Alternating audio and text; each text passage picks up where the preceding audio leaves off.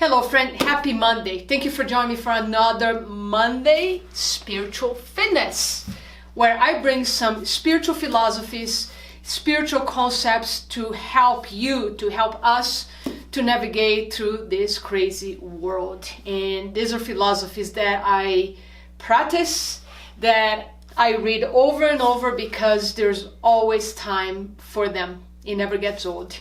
So I was going to share one thing today with you, and because I heard this quote twice today, I thought, well, maybe I need to share this. As I'm here in my office today, having a great day, I'm just making notes, doing research, because I'm doing a 90-minute talk on Wednesday to a group of realtors around anxiety, where we're gonna go a little deeper and what is really the cause of a lot of anxiety, like anxiety related to work, just related to day-to-day life.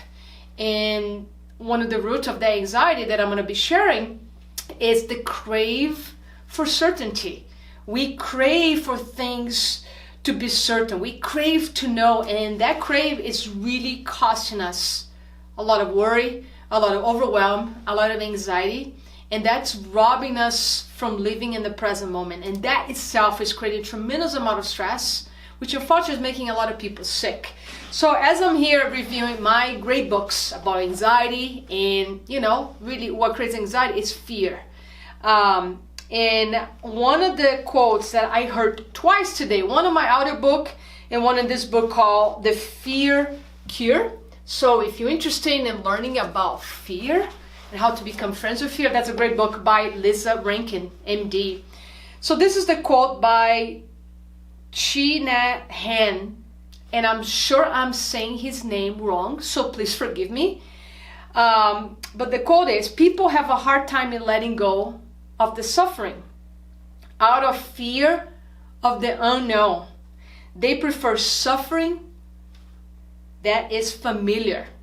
Basically, in his quote, he's saying that we would choose suffering because at least we know how we feel every day. We know how we feel today. We know how we feel tomorrow and after tomorrow. And that certainty becomes more comfortable than the uncertainty of living a life without that suffering. Because if we're going to live without suffering, that means we need to become somebody else. Live without suffering a lot of times means the death of a persona, of letting go that mask that a lot of times we carry. I used to carry this mask back in this as a trainer of, I got all together, I'm strong, I'm invincible, and that was an armor. That was a mask, and I was in tremendous pain. I was protecting myself because I didn't want people to see me. And once I let the mask go, the armor go, and believe me, my work is never done. It never will. I'm still letting go parts of the armor, that persona that I created for years. We create those personas to protect ourselves when we kids. We develop coping mechanisms as children because we don't feel safe for some reason, even though I live in a safe house, but there's always reasons for us not to feel safe and loved. And we create coping mechanism with that. And as an adult, they become a protection because we fear of getting hurt, of suffering. So part of befriending fear, part of dealing with anxiety, it's making friends with fear and lean into the unknown. It's like once I train myself, I condition my brain, my nervous system to lean into the unknown. It's like an adventure. It's like you have a map, you're gonna take a long hike or climb a mountain, and you don't really know what's gonna be like, because in neurolinguistics, NLP would say the map is not the territory. You might have a map in your hand, you might have a book that's going to tell you what to do in order to decrease fear, but it's going to depend how you apply those things day to day. As we get challenged, it will determine if you can truly befriend fear or not. So even a book is like the map, it's not the territory. It's about you applying, you getting out there every day, and that's courage. Courage is not the absence of fear. Courage is simply leaning into fear and doing the thing that you want anyway. So the message I really want to share with you today, it's what it's causing. If you're somebody who is dealing with anxiety, with worry, with overwhelm, all those things are under fear. Go deeper. Sit in stillness. Create some stillness, which is a must for us to live a life where we can have a lot of stress outside our lives, and you might say even inside your life. Maybe the stress is with your family. Maybe the stress is because people close to you are hurting and suffering, and by default you're suffering too. And I would say that doesn't serve the highest. You can serve from a much higher place if you learn how to cultivate that courage inside you, that stillness inside you, so you don't become anxiety, you don't become fear, because from that place your nervous system is affected, your brain is affected, your immune system is suppressed, the ability for your body to fight infections and heal and repair, it's lower because you're in a place of stress. And we use the word I'm stressed out a lot of times, and what we're really saying is I'm in a state of fear. So what is the root?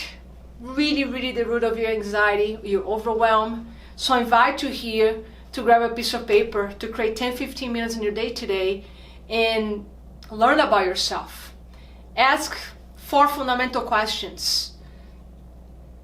What am I doing in my mind? What is in my mind? What are my thoughts doing?